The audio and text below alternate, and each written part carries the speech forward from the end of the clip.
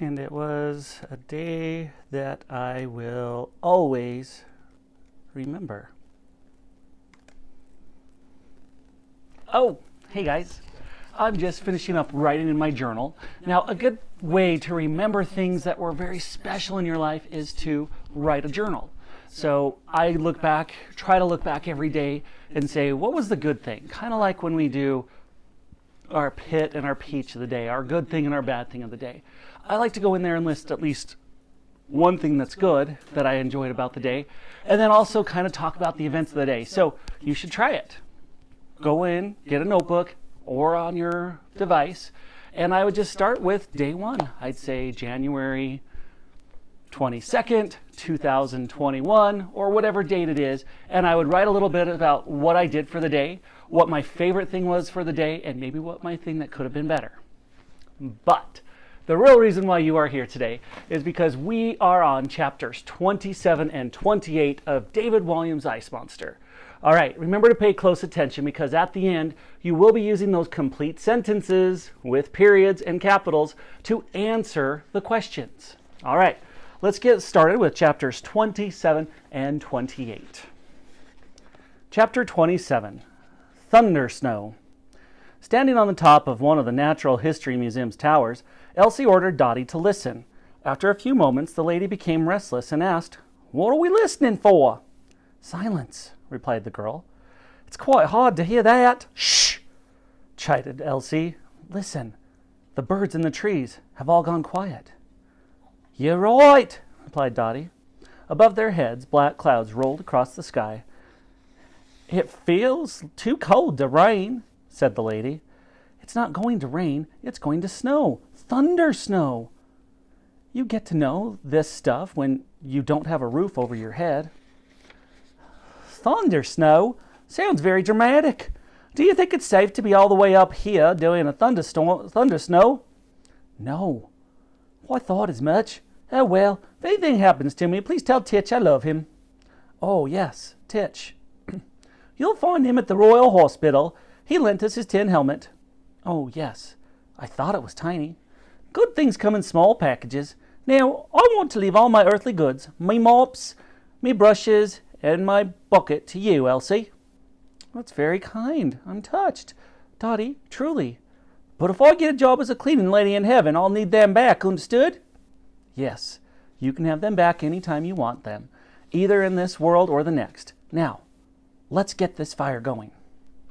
They turned their attention to their homemade hot air balloon, which they had assembled by following the professor's instructions.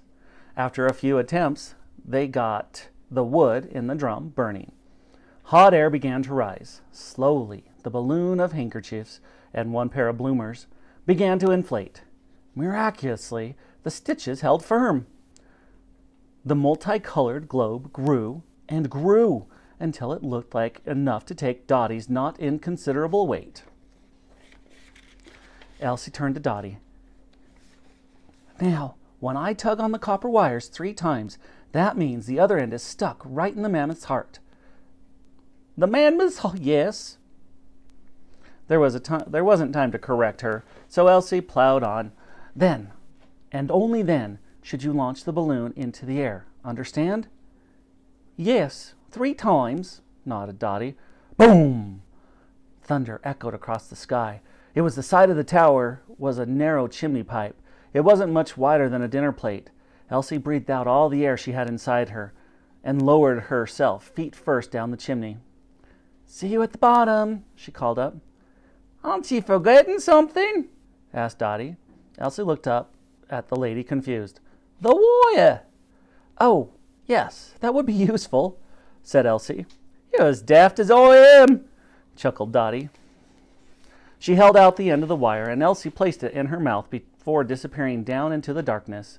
The girl's hands and feet frantically searched the sides for nooks and crevices to hold on to. Eventually, she could see a tiny square of light beneath her. It was the fireplace that opened into the museum's direct office. "Squawk! Ah!" screamed the girl. Something was attacking her. Feathers, a beak, talons. A bird! It must have been nesting in the chimney stack. The creature seemed as frightened as she was. Both were flailing around in a desperate attempt to survive. In all the commotion, Elsie began sliding down the chimney at speed.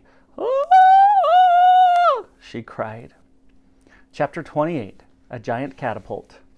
What seemed like a split second later, she was lying on the crumpled heap on the floor of Sir Lancaster's oak-paneled office. The girl had brought a cloud of soot with her, and she couldn't help coughing and spluttering as she tried to breathe. As the cloud passed, she found herself face to face with a horned creature. No! As her hand stretched out to stop it attacking her, she realized it was stuffed. A plinth underneath read, Pyrenean Ibex. Elsie. Not that Elsie could read. The girl scrambled to her feet. Although everything hurt, she hadn't broken any bones. Elsie took the copper wire in her hand and tiptoed over to the door of the office. She rattled the handle. It was locked. Blast! That wasn't part of the plan. There must be a key somewhere in the room. Elsie opened every drawer, turned every box upside down, and swept her hands over every shelf, but she couldn't find it anywhere. There was a cupboard of clothes, and she felt in every pocket, but there was no key. Elsie looked back at the strange horned creature. It looked back at her. The stuffed Pyrenean Ibex was the perfect battering ram. She leapt onto the creature's back, and using her feet to power it along, slammed against the heavy oak door. It barely made a scratch. Bing! Elsie had an idea. She turned to the cupboard and pulled out a pair of elastic braces from the trousers that were hanging there. She tied the ends of the braces to the legs of the heavy desk on the one side and to the door on the other. Then she moved the ibex into position, with the braces behind its behind. Using all her might, the might pulled it as far back as she possibly could. Elsie had created a giant catapult. When she couldn't hold it for a moment longer, she let go. Twing! The braces shot the ibex across the office. It smashed through the door. Boom! It sent shards of wood flying through the air. Whoosh! Elsie couldn't help but smile at the destruction she had caused. She picked up the end of the copper wire and, with a smile on her face, waltzed through the hole she had made in the door.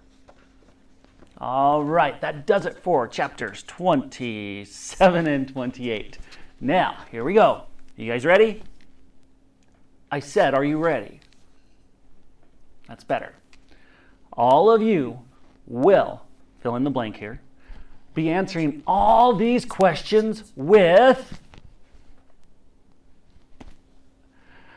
The ones of you who shouted that out, thank you. Yes, complete sentences. Now remember, work on restating the question. We've been doing that, where we'll go through and we'll use the words that are already there, and then we just have to put an answer. Kind of easy, right? All right, best of luck. We'll see you next time. Now, back to my journaling. Today I went to, and